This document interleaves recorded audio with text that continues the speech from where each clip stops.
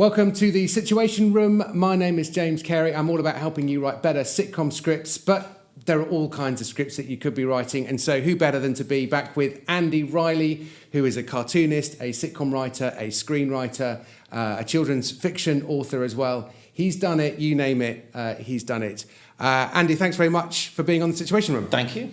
And why don't we just talk a bit about... so you can go back to a Sitcom Geeks episode we did many years ago where we... we did about the sixth one. We were really early. Early days with your writing partner, Kevin Cecil. But why don't you just talk a little bit about how you got started as a writer?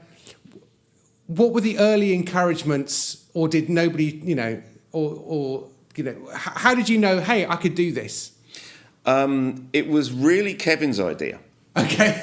I know Kevin from way back because we went to the same secondary school. Right. We went to the state grammar school. Now, at that time, I was very intent on being a cartoonist, and I did become a cartoonist as well in the end, which is nice. Kev had a secret agenda, and I didn't know this, but he had the book From Fringe to Flying Circus. Right. Which is a book that came out maybe in the 70s or the 80s, I don't know. And it's all about like the Cambridge Footlights and all the people who came from the Cambridge Footlights, like the Goodies and the Pythons and stuff. Clive James, people like that. And so he read this book and thought, I want to do that. That's what I want to. Yeah. In his own words, he said, I want to grow up and be John Cleese. So he drew me into it. Right. He drew me into doing, because we both went to Oxford University, so we went to this state grammar school that kind of liked pushing you in that direction. Yeah. And so he encouraged me to come along to this comedy club and perform little songs and sketches, which I did. And then once we came out of university, he was going, we need to go and write for Weekending on Radio 4, which was the open door show at the time. Yeah. Like Newsjack was in later years, and DMs are open. DMs are open. That's the lots one. of things like that. Yeah. So that was the one. That was the one at the time, and so it was just through banging on the door at Weekending and getting stuff on in the first week. Oh wow, that's good, because then that didn't always happen after that. No, it took me about 6 weeks. Yeah, that gets you hooked. Yeah. So then it's harder to give up, because you go, oh no, we did get somewhere. Yeah. We got something. We had our names read out on Radio 4. That rush, which was wow. You hear the name. Very exciting. Yeah. Very exciting that was. Well, this is a long time ago now. We're talking about 91, 92. Yeah. And then we and at that point scrambled into television. And not at that point, not every man and his dog thought they were a writer. No, it was an unknown job. It was sort of invisible. There were exactly 0 courses in screenwriting in Britain. Certainly nothing in comedy. That didn't come to way later. There was no schemes saying with the BBC saying send us your funny or anything. They started doing that maybe in the late 90s. Yeah. So you just had to sort of figure it out. Or have some sort of introduction. For us, it was sort of a quite standard route in a way, is that we went to Oxford University, and so we knew people who gave it a go. Yeah. There's nothing as organised as the Cambridge Footlights there, but it means that you know people who've been in your situation, who've gone and last year they were doing something in this little underground bunker of a comedy club to 30 people. Yeah.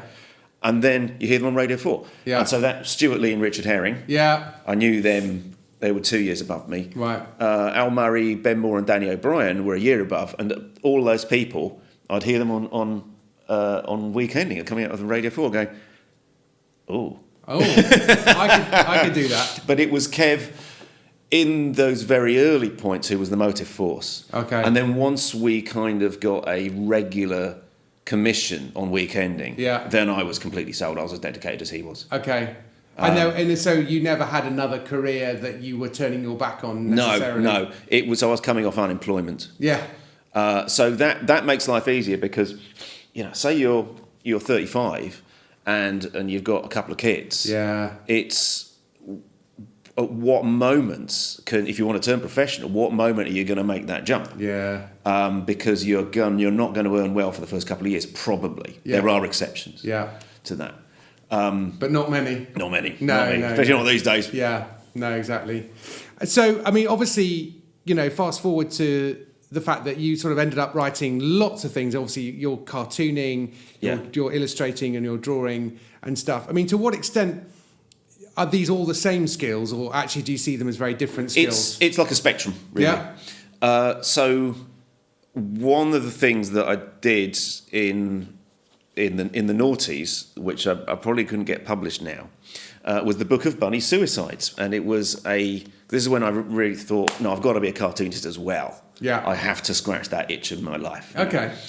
So quite quickly I got a strip in the Observer. I don't know how I got that, but I got it. And also I had this humour book published, which was just a lot of wordless cartoons of rabbits killing themselves in lots of different ways. It's not about depression or sadness in any way. It's just about silly. Yeah, it's problem solving. They're like, for those that know the term Heath Robinson contraptions, there's a lot of Heath Robinson stuff. It's like solving physical problems. And although that had no words in it, and it was just wordless cartoons, you didn't even need to be literate to like this book. The fact that I'd spent 10 years as a comedy writer meant I was much more capable of like homing in on what the joke was. Yeah. And I was able to, in the way that when you go into script writing, you learn over time that you need to cut more words out, like get it down to a much barer version. There's some quite fancy metaphors that you might have put in. Yeah. No, get them out of the way. Yeah. Get it down to something simple. And I did something very similar at that time in cartoons, because I used to have a much more complicated style with lots of cross-hatching in it. Yeah. And for that particular book, I went, no. I'm just going to put down only the lines which serve the joke and nothing else. Yeah. I'm not trying to convince anyone I'm a technically good artist here. Yeah. I'm just going to get the joke. Yeah. And that worked. And then that became my new style. Yeah. Well, in a way, that's cartooning, isn't it? Yeah. But also, that is that interlink between cartoons and jokes, where it is simplicity, the immediate delivery of contradictory information at the same time, as opposed to, I just saw a picture by Peter Bruegel, the Dutch, is he a Dutch realist? Well, sort of something like that. Yeah. Flemish, Dutch artist. Flemish, I think, yeah. And there's like 200 characters on, I think it's it's Carnival. It's the beginning of Carnival, beginning of Lent, and that kind of stuff. And you could just watch that picture for absolutely ages and just go round and go round and go round. Yeah, I love that. And that's great, but it's not funny. There are little jokes in it, actually. There are really nice little bits. But that instant delivery of, simple, it's this and it's this, bang, you're fusing the wires, aren't you? And also what's similar to that, again, and on the same broad spectrum, children's books. Right. Because if you're doing books, and I've done 8 now for the age group between about 5 and 10, you're actively encouraged to be funny there in a way that you're not with adult books. Because although people love Terry Pratchett and P.G. Wodehouse, for some reason, for grown-ups, no one knows quite how to market a funny novel. Yeah. Even though funny novels are produced by some of the favourite authors. I wrote one. Yeah. It was called Crossword Ends in Violence. Yeah. And it was basically Robert Harris Enigma. Yeah. But with jokes. Yes. So it's a thriller, but with jokes. And so my literary agent literally couldn't get it published because everyone said, this is a thriller, so why are there jokes in it? Yeah. No, but it's like a thriller, but with jokes. But thrillers don't have jokes. Yeah. Isn't there a genre of this? No. Yes, I know that. Whereas children's books of that age group, there's a reason why so many comedians end up doing it. Yeah. And there's a reason why like Williams and Baddiel went, I can do that. Let's have a go. Because Georgia Pritchett, again, she did books and Wilf the Mighty Warrior. Yeah. And so I was, after knowing her for many years on writing on lots of different shows, there was a book event where I was like standing next to Georgia as well, just for completely the same reason, is that we're comedy writers who had kids, and then you read the books out, you read out the books to your kid and go, I could do that. I could do one of these. Yeah. I could do one of these. Because also the simplicity of the story, the character, it's kind of a sitcom. Yeah, and you have to move that story along really quickly. You've sort of got to have as much story as there is in a bigger novel, but move fast. And if you've been writing sketches and sitcoms, you know how to set up a story quickly. Yeah. I see it as all one great big continuum. Yeah. And also, it's nice to have like a spread of things that I've got. You know, I've done humour books for grown-ups, books for kids, films, television, done some radio, though not for a while. Yeah. It's hard to work out which of these are the side hustle. I mean, my life is made entirely of side hustles, and I don't know which one is the main job. Which one is the hustle? The last couple of years, it's been movies actually. Yeah, which surprised me. He says sitting in front of a poster for Seize Them. Yeah. Which is out on April the. Yes, but no, I got. I've worked on 2 more movies since then. Okay. I can't. One of them we are talking to a director, and the other one is a rewrite on another film that's been shot. But I don't think I'm at liberty to say who or what. Well, we'll literally maybe watch this space. Yeah, it's not called that. No. So, was there a bit though where you just thought? I mean, in a way, you didn't have any alternatives. But is there a bit where you just thought, "Blimey, I think I'm done here. I can't do this anymore"? Were there any dark night of the soul moments where you just thought, maybe I should be an art teacher and get a regular salary?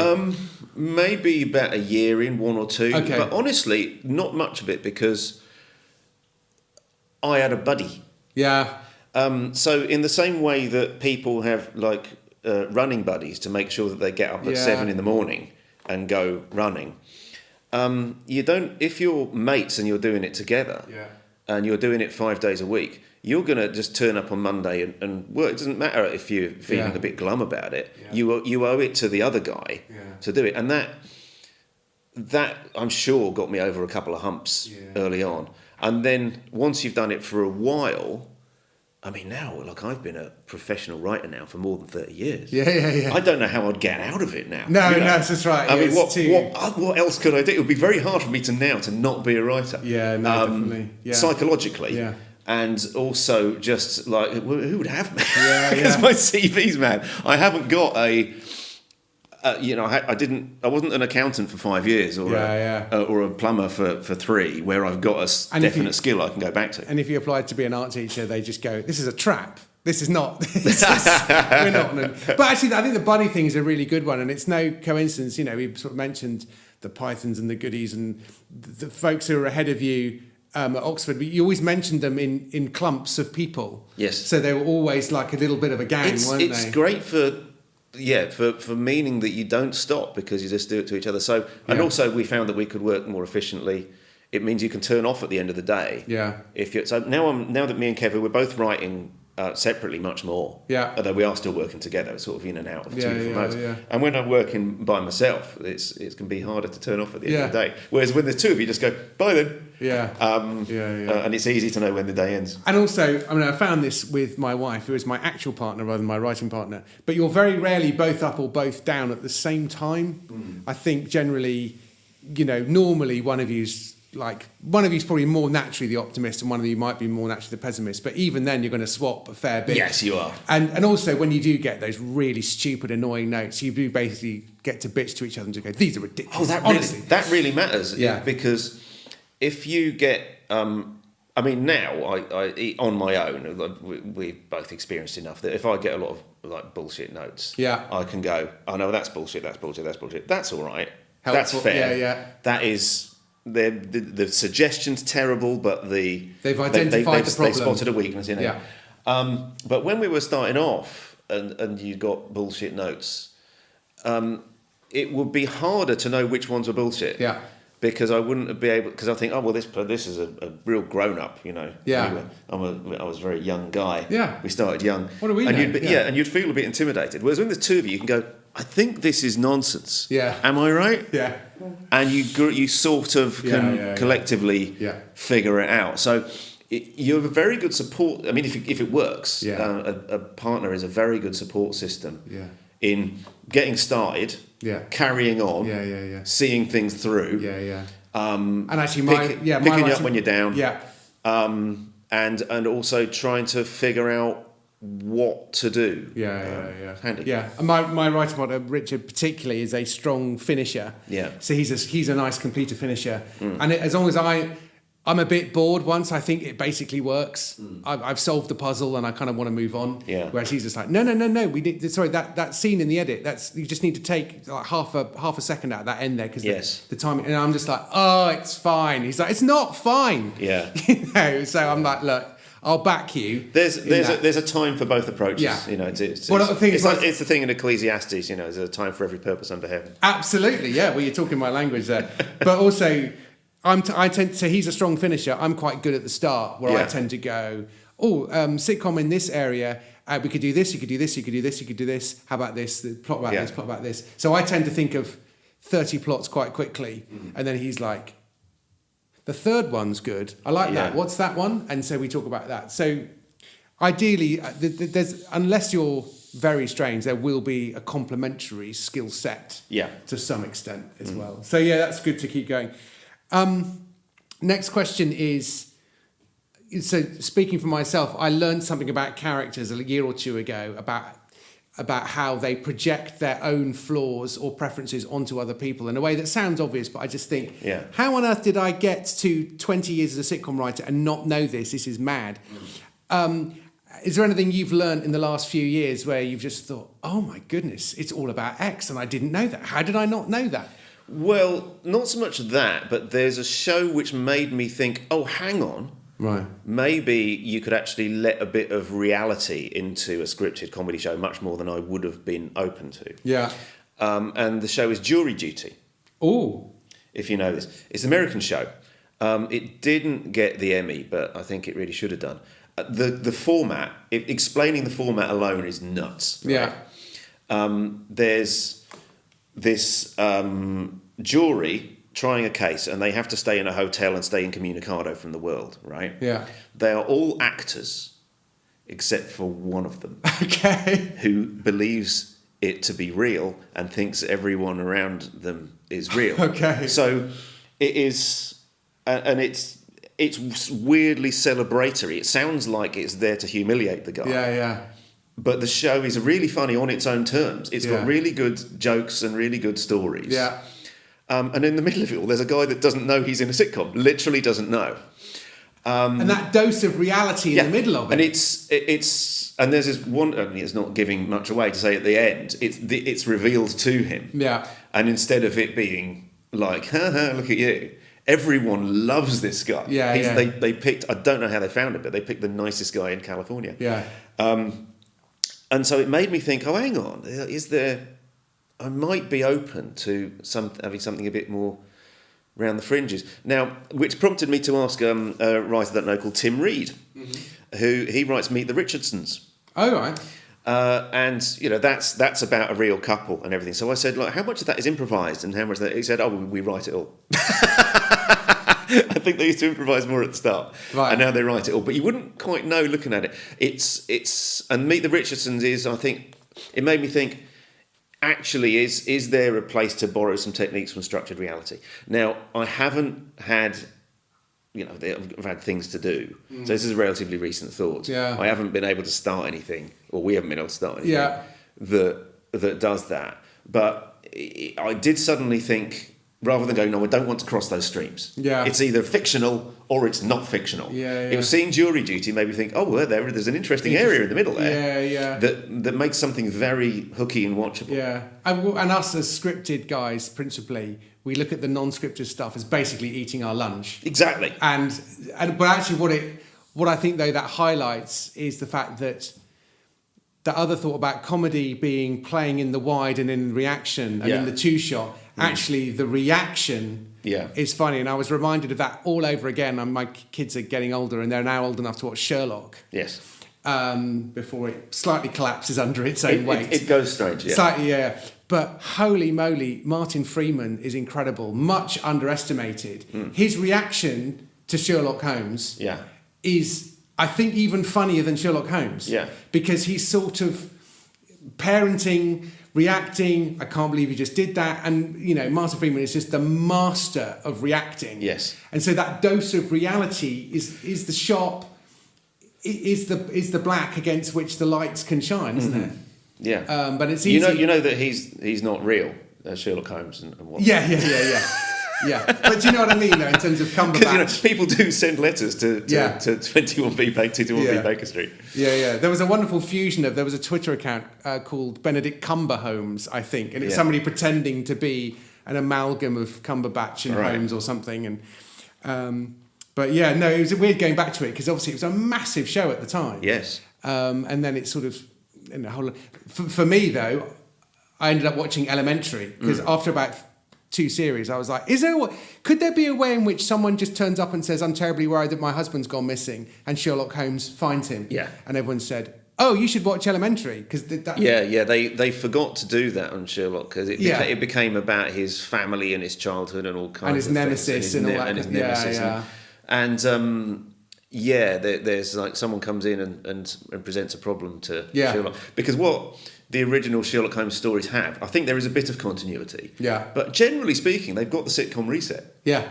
I mean, although the Sherlock Holmes books, or the stories, because some of them are very short, they are drama. They're actually pretty funny as well. Yeah. In a way that's held up pretty well for more than a century. Yeah. And it's of its time. And it's here we are in our flat. Yeah. It's a flat share, and then in comes plot of the week. Yeah.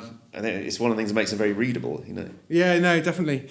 Okay, here's the two last questions. Penultimate one is, you've done a bit of mentoring in your time. I have. And I just wonder if there are 1 or 2 very common problems you have in terms of mistakes that newbies are making when you're mentoring. Yes, I mean, in the last round of it, I noticed in 2016, it was just after the Oscars So White thing. I was actually in a room in America. Right. Of producers. It was the Producers Guild of America Awards. Right. I was there for Veep. We didn't win. And I was looking around at the room, and so all the people sat down with the producers, right? And I thought, okay, I think about 95 to 96% of them are white.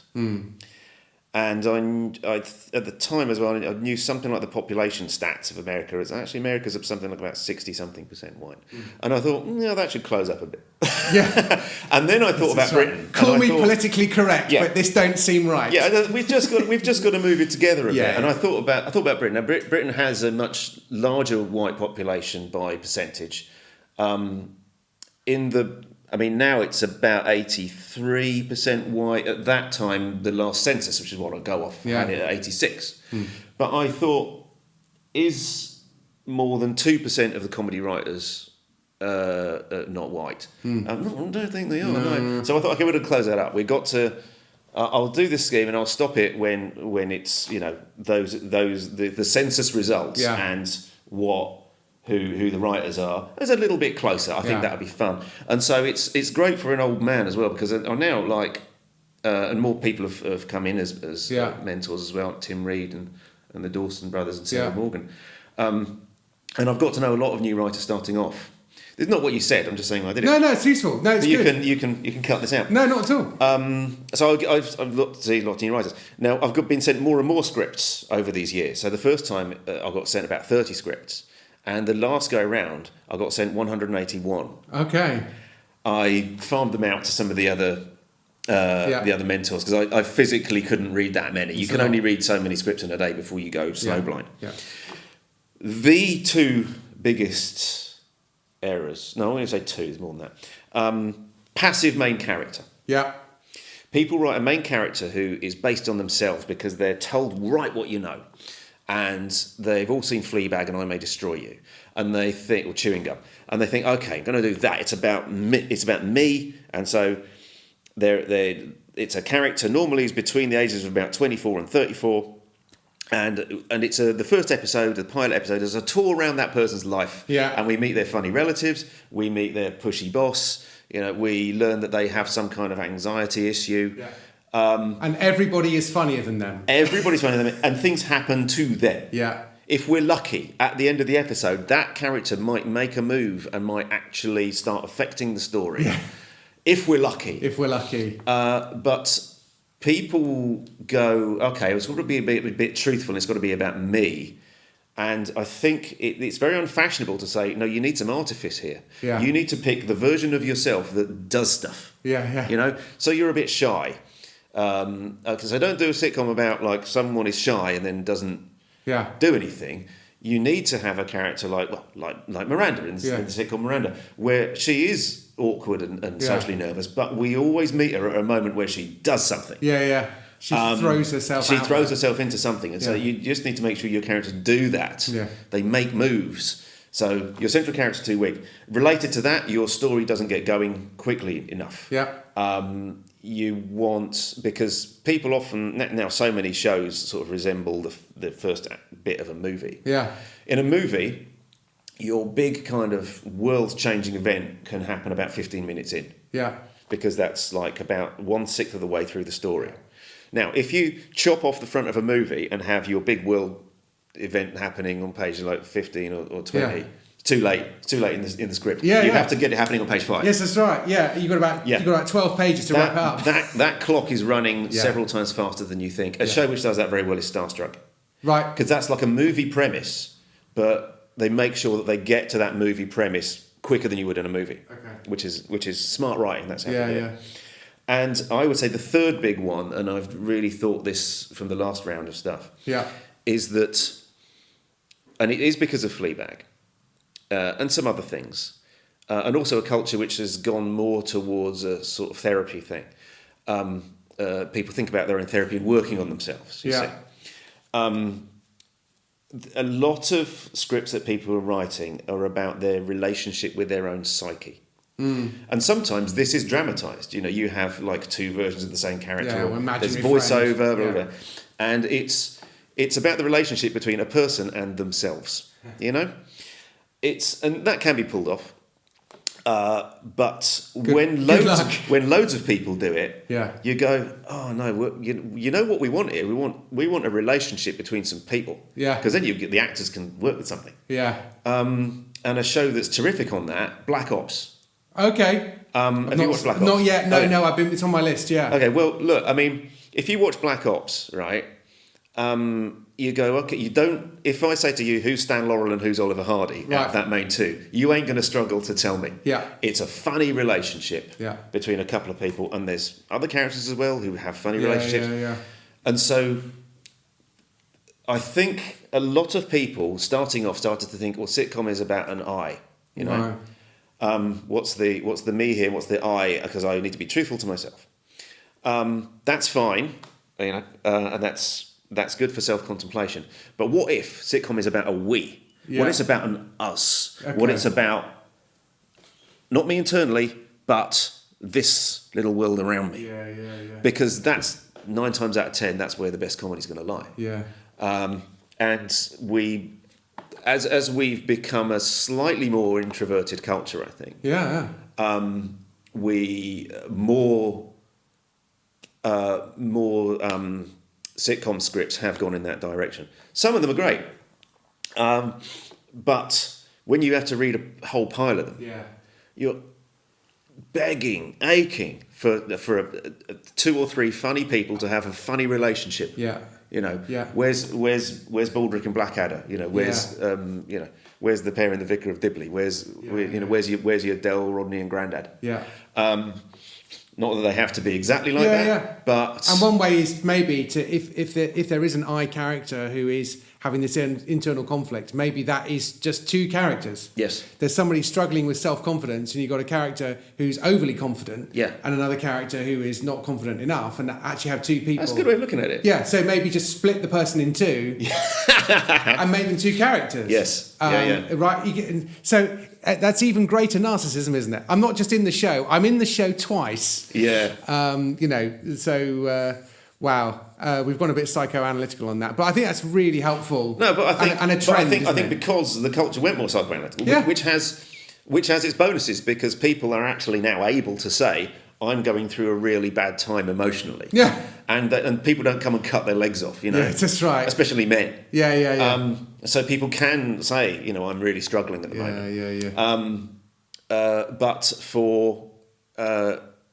for writing comedy, you know, let's remember to have some funny people doing something funny. Yeah, and when we were talking about, and just the very last thing then, when you were talking about writing the movie in the other episode, you were talking about making sure that there are some really funny jokes on the first 2 or 3 pages. Yes. And this is you, established comedy writer, sending out a script. You've got nothing to prove, but it's like, no. As far as on this, I have to win them on every page with this script, assuming they have no idea who I am, where I'm from. Yeah. I've got to earn it. For heaven's sake, I'm going to make them laugh. Oh no, it's terrible. No. Also, what's really mad about cinema compared to television or streaming or radio is that the level of commitment required from the audience. Say you're watching like something on the iPlayer. Yeah. You just sort of you're on the sofa going, oh, I want to watch that thing. Yeah. All right, I'll watch that thing. Yeah. Oh, no, I'm bored. I'm going to watch that other thing. Yeah. It didn't ask much of you, right? Yeah. Whereas cinema, you got to arrange something with your mates. You're asking people to give up their Friday night and make an effort. Yeah. So you'd better be good. Yeah, absolutely. Yeah. But also, what that gives you, it does give you 10 minutes to build your world. It does. To work out, before your inciting incident or however you want to do it. Yes. You can do that because nobody's if they've spent 11 quid on a movie, they're not going to walk out after 12 minutes going, nothing's happened. Yes. They are going to give it. Yeah. They're almost certainly going to watch the whole thing. Yeah. But a TV script of any kind is just categorically different, isn't it? Yeah. And I think you're reading a lot of sort of sitcoms that are written like movies. Make sure you've written a sitcom and not a movie, or a drama, not a movie. Just before you got here, I watched the first episode of the second series of Here We Go. Oh yeah, because I love Tom Basden stuff. Yeah, and that's a comedy that isn't trying to be anything like a movie. It's just saying this is a television show, and that's fine. Yeah. And so it can get moving. It can be very dense. It doesn't have bits where the camera rotates around the main character as they stand there in the rain. Yes, that's right. And that's fine. Yeah. But I like to think there's still a place for jokes. Yeah. By the way, I'll say one more thing. I know, is this running long now? Yeah, please, guys, do it. I have a personal theory about the construction of comedy gangs. Go on. And I think 3 is a great number. I mean, there's obviously some great comedy pairings. I sometimes wang on about Don Quixote and Sancho Panza, but no one knows who they are. So whenever I say this, people go, I don't know what they are. Well, I mean, and I could go Father, Son, and Holy Spirit. But go on. Yeah. But let's say, Laura and Hardy. But I think 3 is really good because when you have 2 people talking, you always know who's going to talk next, right? Yeah. So it's blindsiding people is a little trickier. Yeah. When you have a little gang of 3, which we had that in Year of the Rabbit actually, but I was really, as I was writing this, I was very influenced by the films of Will Hay. From the 1930s. I know those films. Some of them are out of copyright, so you could actually show a little bit. They're public domain. Oh, great. Okay, I might find one. Not all of the films had this amazing trio that happened almost by accident. Yeah. Which is Will Hay, who's a very famous music hall comedian at the time, who plays the kind of the fussy, uptight one. And you've got Graham Moffat, who was like the fat kid. Yeah. And Maud Marriott, who was like very much in that same family of like weird, disgusting old man characters. Yeah. That is Father Jack. Yeah. And it's Uncle Albert. Yeah. That's a character with a long heritage.